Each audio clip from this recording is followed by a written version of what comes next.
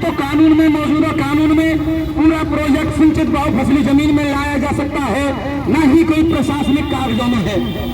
हाँ, इनकी नीयत में जरूर है। इन्होंने उन नियमों का पालन नहीं किया कि जो कि पारदर्शिता के नियमों के अंतर्गत आता है कि कितनी सहमति रही, कितनी असहमति।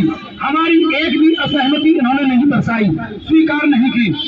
जैसे प्रॉपर्टी डीलर अपने प्लॉट्स बेचने के लिए कुछ मानक तैयार करते हैं, कुछ फर्जी, कुछ सच्चे, किसी भी तरह से लाभ कमाना है। सेम उसी तरीके से प्राधिकरण के कर्मचारी क्रय निकाय की टीम वहां पर इसी तरह से अखबारों के माध्यम से बार बार प्रकाशित कर रही है। अब मैं ये कहूंगा कि ना तो कानून में, मौजूदा कानून में पूरा प्रोजेक्ट सिंचित बहु फसली जमीन में लाया जा सकता है, न ही कोई प्रशासनिक कागजों में है। हाँ, इनकी नीयत में जरूर है। ये तो सब जानते हैं कि ये 3 कोशिश पहले कर चुके, अध्यादेश के माध्यम से और 2 बार सदन के माध्यम से, और 1 बार जब हटे हैं तो मात्र किसानों के आंदोलन के समय पर जब ये शर्त रखी गई तब उन्हें मजबूरन वापस लेना पड़ा। तो उसकी वजह से ये पुनः सहमति के वास्ते ये लोग हमारे बीच में आते हैं, वरना इसकी कोई जरूरत नहीं थी। अब आगे जब मैं किसान के रूप में, कुछ किसानों ने उकसाया कि भैया इनसे बात कहो कि इस जमीन में हमारे ट्यूबवेल है, पाइप नाली है, लाइन खिंची हुई है, हमारे दादा ने सोचा कर भी नहीं पाए, जैसे तैसे लड़ पाए, लेकिन हमारे पिताजी ने मुश्किल से किया, कुछ के पिताजी का सपना अधूरा रहा, वो हमने किया। तो इन प्रयासों में आज जो स्थिति है ये इसमें कुल हमारी नहीं है कि जो उसकी कीमत लेकर के ये गोली लगाने आ गए। इसमें हमारे पीढ़ी दर पीढ़ी पुरखों के प्रयास हैं।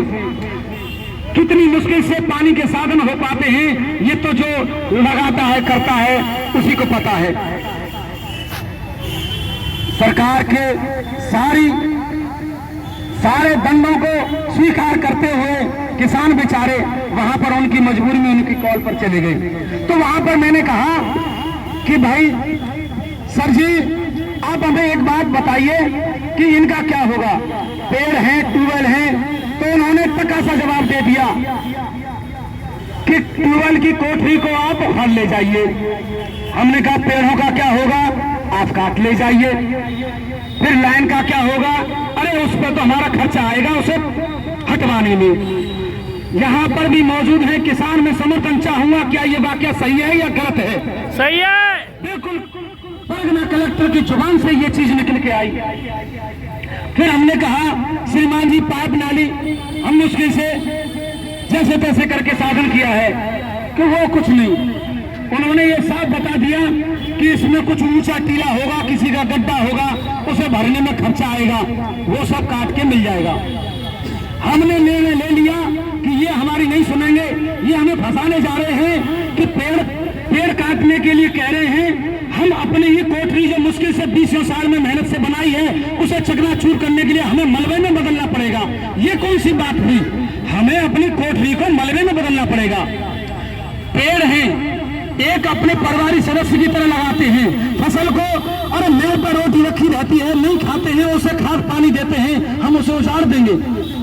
मैंने निश्चय किया नहीं, ऐसा नहीं होगा, हमारी बात आपको सुननी पड़ेगी। तो उन्होंने उंगली उठा करके कह दिया, अब आप एक शब्द नहीं बोलेंगे, इससे आगे एक शब्द भी बोले तो ये समझ लेना कि मैं एक परगना कलेक्टर एसडीएम से बात कर रहे हो, और एसडीएम से इस तरह से बात करने होगे तो समझ लो आपका क्या कर सकता हूँ।